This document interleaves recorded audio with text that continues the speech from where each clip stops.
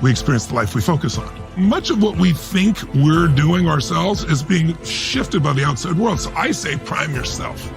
So That's what religious practice is supposed to do. Yes, and I think that's what it does do. And the aim for me is always a quest. It's like I have a question, Yes. and it's a real question, and I want to get farther in answering it.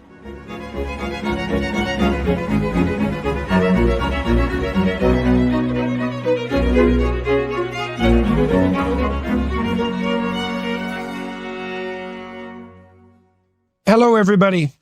I had the opportunity today to sit down with Tony Robbins and in the remarkable basement of his house as well. And so that's the setting. And Tony and I have got to know each other over the last couple of years and have had a number of discussions. And partly what we've been trying to puzzle out is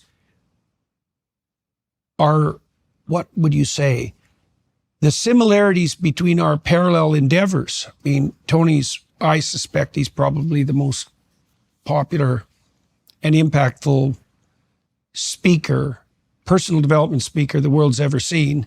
Oh no, I'm very fascinated by what he does, and I've seen his events, and I've reviewed some of the scientific literature pertaining to his achievements. That's actually what we started our conversation with, because Tony's program has been subject to scientific scrutiny, and it seems to have remarkable antidepressant properties. And so I'm very interested, like Tony is, in how people chart their life course and how they establish their aim and how they determine their strategies and how they describe their conditions for fulfillment and what fulfillment is and how it can be sustained and how it can be self-improving and how it can be brought to other people. And so that's really what we spent our time discussing.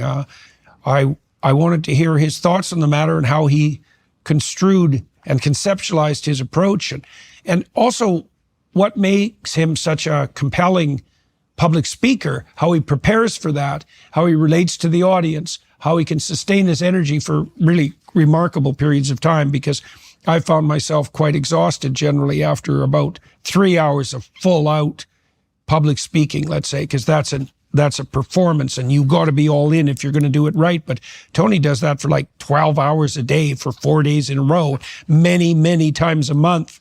And so I was curious about, well, his technique and how that was similar to mine and how it differed. And so, well, we talked about all that. And